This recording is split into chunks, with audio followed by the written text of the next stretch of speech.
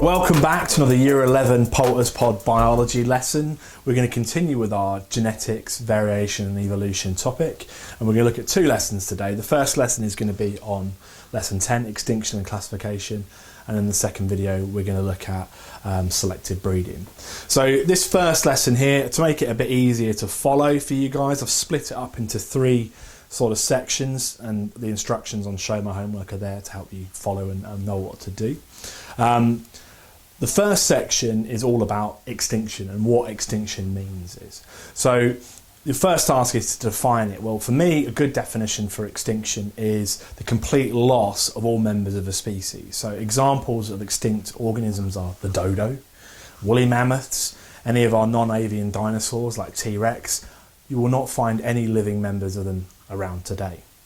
The next thing we've got to talk about is the actual cause of extinction. What could cause the complete loss of all members of a species?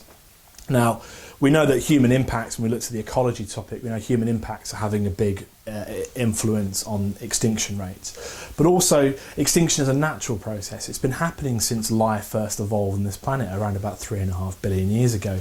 And in fact, we estimate that 99% of all species that have ever lived are now extinct. And most of those species went extinct way before our species appeared. So we've got to think of some natural causes for extinction. So I've put in there for you guys to do a little bit of online research to come up with some different factors, but here's a few to get your ball rolling. You could potentially have a new predator arrive in an area, and the prey species obviously won't have adaptations against this new predator, and it can actually wipe out whole species. I've got one good example of this, where a single cat wiped out an entire species. There's a little island off the coast of New Zealand called Stevens Island, and there was a little species of bird called the Stevens Island wren, a little tiny bird, completely flightless, had no land, had no predators at all of its food in the ground, so evolved to be flightless, completely defenceless. They built a lighthouse on this island to protect sailors from crashing into the rocks, and the lighthouse keeper, being maybe a lonely guy, brought his cat with him called Tiddles, and this cat wiped out every single member of that species, completely gone, extinct. That's quite a dramatic, kind of crazy example, but new predators can certainly cause extinction. New diseases as well, moving into an area. There's something called chytrid fungus that is wiping out amphibians across the planet. Around about 70% of all amphibian species, frogs, toads, etc., are at threat from chytrid fungus, and many species have already gone extinct, like the gastric brooding frog and the golden toad, completely gone. Then we can have some more environmental effects that could cause extinction: meteorite impacts, volcanic eruptions, change in sea level. These are maybe bigger events, and actually leads on to the next idea about extinction, which is the idea of mass extinctions. Now, in a mass extinction event, multiple species go extinct at roughly the same time because of some big event that's going on. That might be a meteorite impact.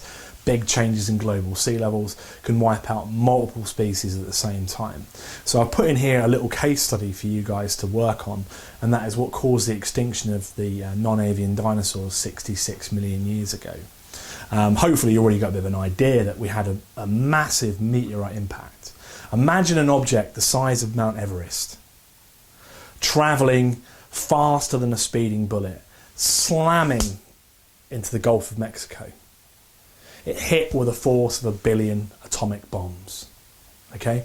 Now the actual impact itself would have wiped out everything within that local region, but it caused a global mass extinction. Around about 60% of all species went extinct when that meteorite collided. And it's not just through the collision, it's the impact that that collision had.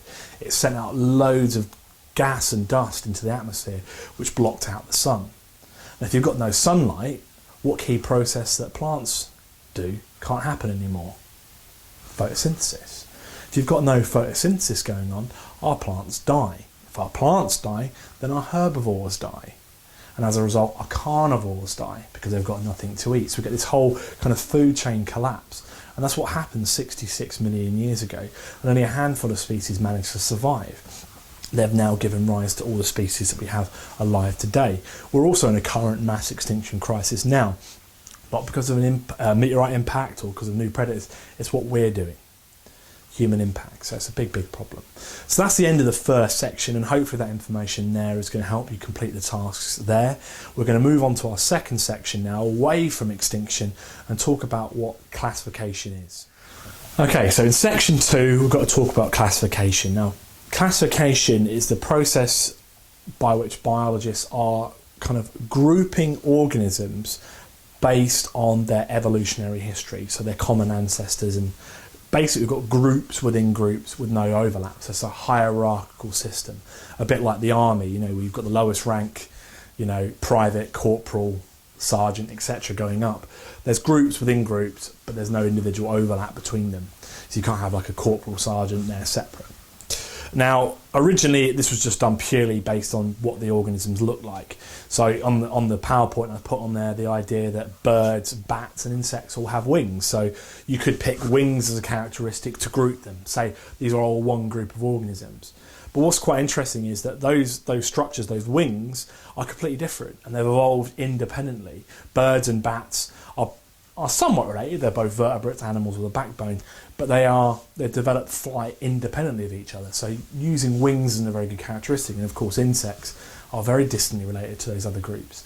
So we've got to look for other key features that can help us identify and classify organisms. Humans were pretty good at grouping different things, and I've got a little activity there looking at pencil case stationery, the different kind of groupings you could do, and that'll get you maybe thinking about it. So the guy who really kind of brought together and built our modern classification system is a Swedish scientist called Carl Linnaeus. And what he did was he looked at a whole range of anatomical features and created these groupings of organisms. He also developed something we call the binomial classification system, or binomial means two names. So every species on the planet that's been described is given two names. The first name is the genus and the second name is the species. And when you're writing a species name, a binomial, the genus has to be capitalized and the second word, the species name, has to be lowercase. Let's do an example. So, okay, here's a good one. Tyrannosaurus rex.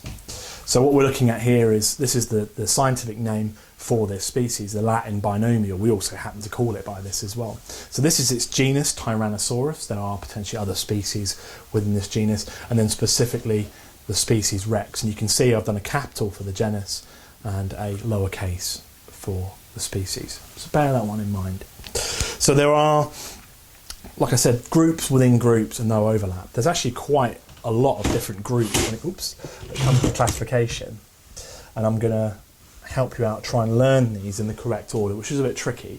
And one of the tasks for you guys is to come up with a mnemonic that might help you remember these sort of levels of classification. I'll give you a couple that I've remembered over the years that I find quite useful. So we'll start off up here.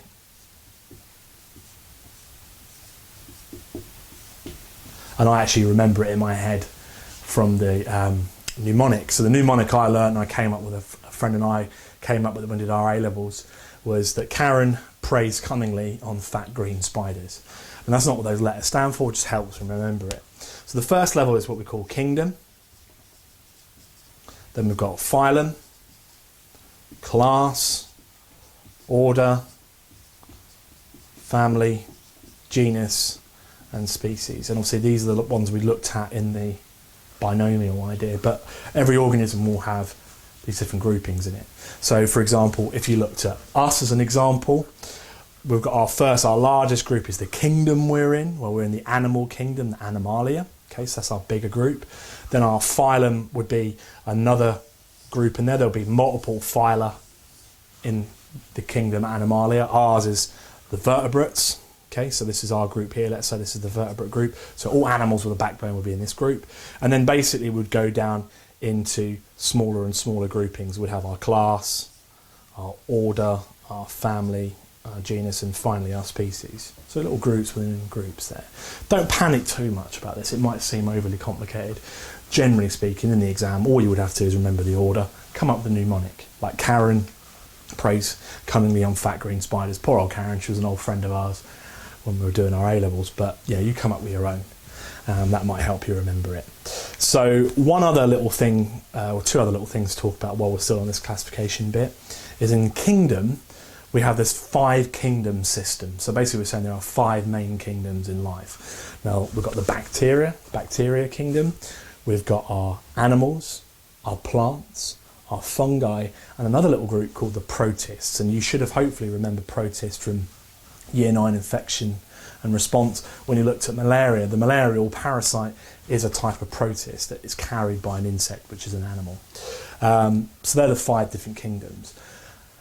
One last little bit to talk about, it's an important bit, it comes up now and again, there's another scientist called Carl Woese, and he was looking at bacteria using kind of advanced techniques, higher level microscopy, electron microscopes, and DNA sequencing and molecular biology. And he's looking at these bacteria, and he noticed that one group of bacteria, and everybody thought were bacteria for a very long time, appeared not actually to be bacteria. They were completely unrelated, and he gave them this name called the archaea.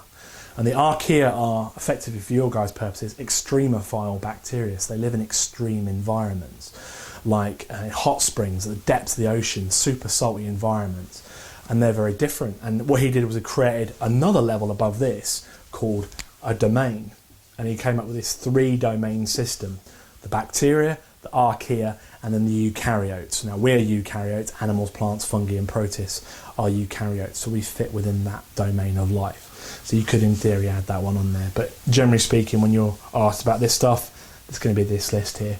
Just be aware of Carl Woese, archaea and things like that. So that's the end of section 2. The last little bit I want to talk to you in section 3 is about evolutionary tree diagrams. Okay, so in section 3 here are evolutionary tree diagrams. This is kind of an application of this classification idea and to show the evolutionary relationships between different organisms. So really what you'll see are things a little bit like a family tree. So hopefully you've seen maybe your own family tree, or at least some of them. And you know, you've got your siblings and you've got your parents and your grandparents and great-grandparents. As we go further and further back, we have to go back to more branches back. And this is a similar kind of scenario. Instead of going down, I've gone up in this case. They could go sideways, they could go up or down, depending on how they orientate it. So what I've done is, I've shown you the tree. You can see here's the base of the tree, and obviously it's branching upwards this way. The letters stand for the names of 3 different species. Let's not worry about what they are for this stage. And what we can see is that you might be asked, well, which species are more closely related? So you use the diagram to interpret the diagram to work out which species are most closely related.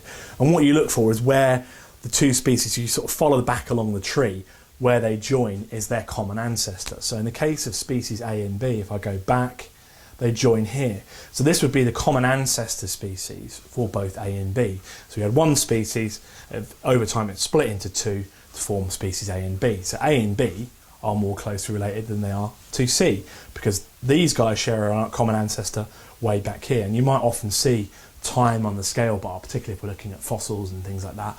This might be even millions of years. So yes, C is related to A and B, but more distantly. Okay. You know, we could look at something like our family tree, our modern living relatives. So this could be Homo sapiens, us, human beings.